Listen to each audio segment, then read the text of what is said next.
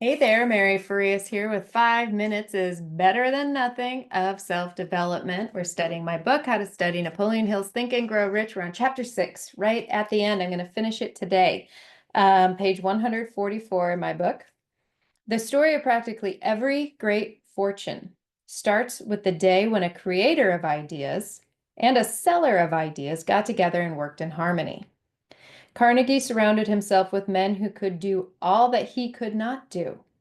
Men who created ideas and men who put ideas into operation and made himself and the others fabulously rich. Millions of people go through life hoping for favorable breaks. Perhaps a favorable break can get one an opportunity, but the safest plan is not to depend upon luck.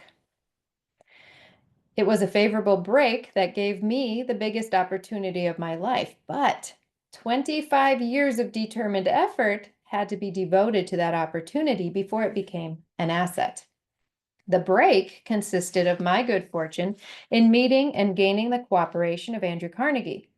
On that occasion, Carnegie planted in my mind the idea of organizing the principles of achievement into a philosophy of success.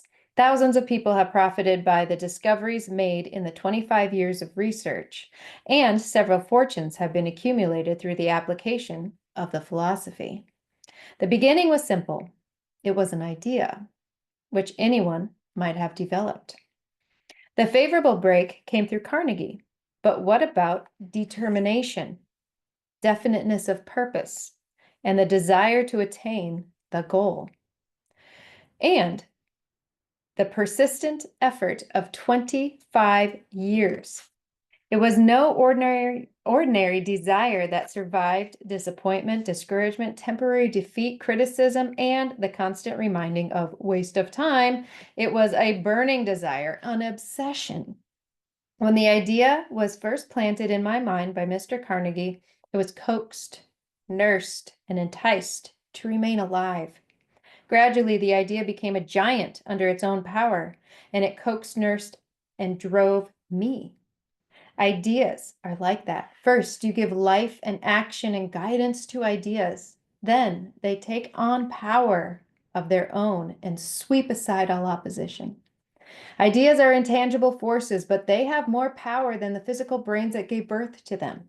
They have the power to live on after the brain that creates them has returned to dust. For example, take the power of Christianity that began with a simple idea born in the brain of Christ. Its chief tenet was do unto others as you would have others do unto you.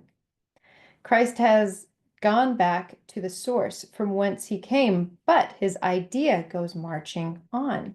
Someday it may grow up and come into its own. Then it will have fulfilled Christ's deepest desire. The idea has been developing only 2,000 years. Give it time. Success requires no explanations. Failure permits no alibis. All right, that is the end of chapter 6 on imagination. But I want to return to this. When the idea was planted in my mind by Carnegie, it was coaxed, nursed, and enticed to remain alive. Gradually, the idea became a giant under its own power and coaxed, nursed, and drove me. We have to know and understand that we receive ideas, but it's what we do with them that matters and what turns them into the things that we think about. So when we get an idea, we have a desire and we nurse and coax it and think about it and think about how great our life would be with it. And it would, how would my life change and how would the lives of others around me change as a result of it? How great would this be if I did this? That is nursing and coaxing. That is watering the seed that you plant.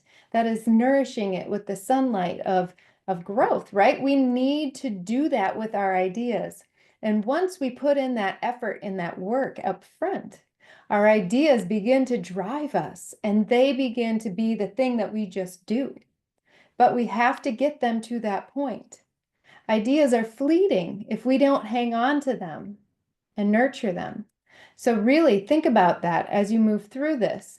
Think about the ideas that you receive And if it's a really darn good one, hold on to it and begin to nurse it and coax it and let it grow within you. Give it the roots that it needs in order to turn into the thing you truly desire. That's all for today. Tomorrow, I'll talk about my notes on imagination. See you tomorrow.